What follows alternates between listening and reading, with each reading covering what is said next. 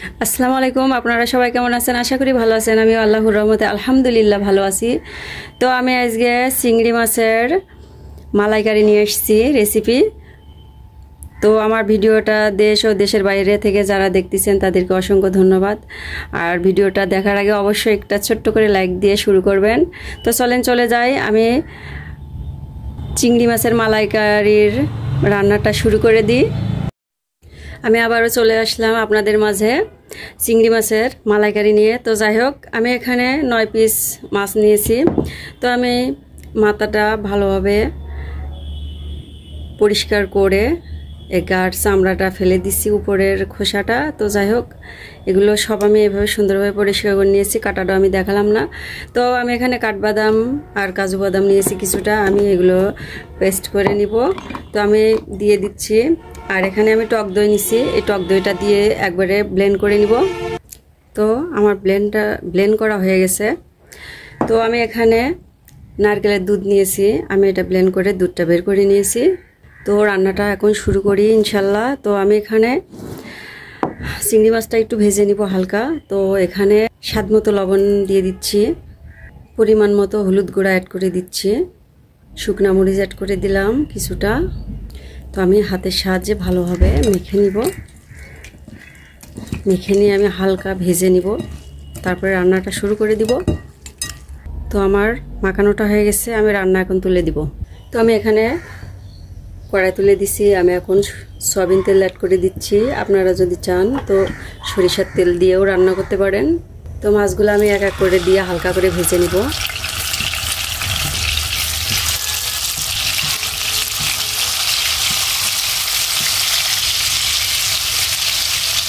তো মাছটা আমি ভাজবো না, হালকা একটু এপাশ ওপাশ ভেজে নিব, বেশি ভাজলে শক্ত হয়ে যাবে। তো আমি এখন উল্টে দিচ্ছি, পরের পাশটা হালকা আবার ভেজে নিব, নিয়ে উঠাই নিব।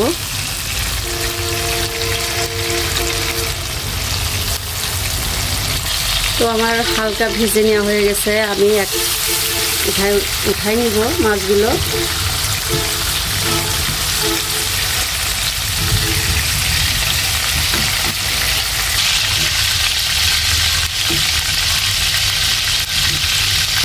আমি এখানে 3টা সাদা এলাচ নিছি, মাথাটা ফাটাই দিছি, আর 2টা দারচিনি দিছি। দিয়ে আমি ভালোভাবে গরম তেলের সাথে একটু ভেজে নিব হালকা। তো আমি এখানে একটা তেজপাতা দিয়ে দিলাম। তো এর ভিতরে আমি এখন পেঁয়াজ বাটা অ্যাড করে দিলাম।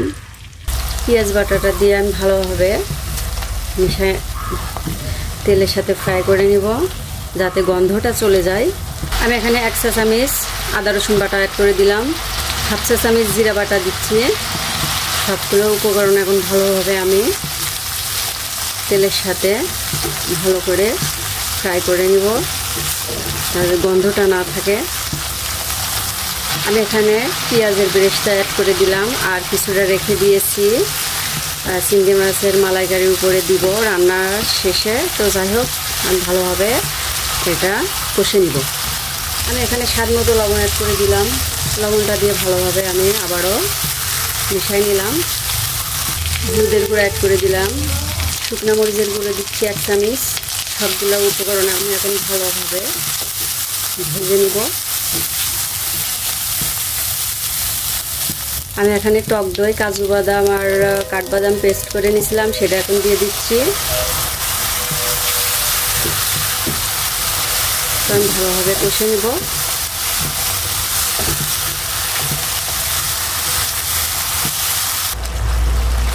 তো সবগুলো উপকরণগুলো ভালোভাবে বলক উঠাই নিচ্ছি, তারপরে মাছটা দিয়ে আবারও কষে নিব।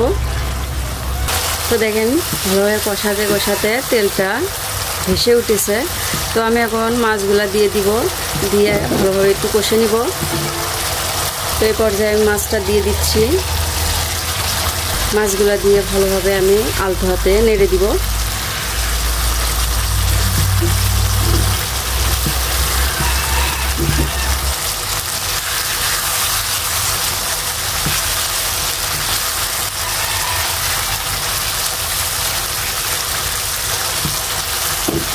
আমি কিছুক্ষণের জন্য একটু ঢেকে দিব।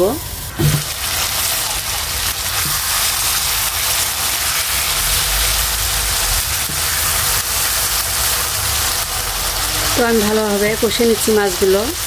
তো আমার ভিডিওটা যদি ভালো লেগে থাকে অবশ্যই লাইক কমেন্ট শেয়ার করবেন, আর সবসময় আমার পাশেই থাকবেন আশা করি।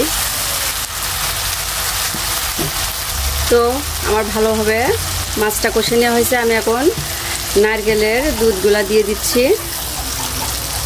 নারকেলের দুধটা দিয়া আমি ভালোভাবে একটু মিশাই নিব, নিয়ে কিছুক্ষণের জন্য একটু ঢেকে দিব।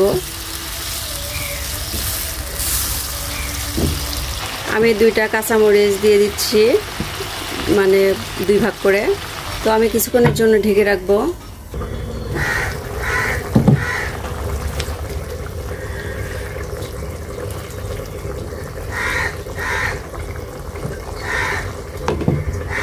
তো আমি এখানে 1 চা চামচ চিনি অ্যাড করে দিলাম। চিনি দিয়ে ভালোভাবে আবারও মিশিয়ে নিচ্ছি।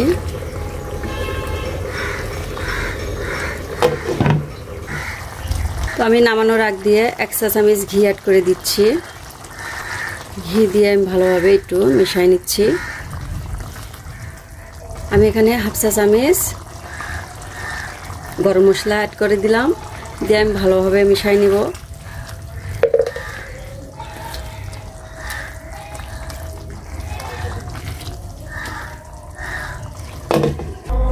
তো আমার চিংড়ি আমি এখন নামাই নিব।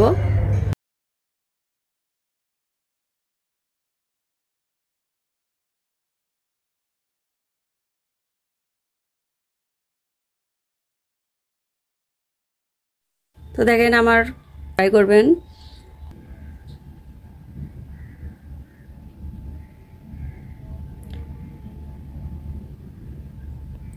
তো সবাই ভালো থাকবেন, সুস্থ থাকবেন। আসসালামু আলাইকুম, আল্লাহ হাফেজ।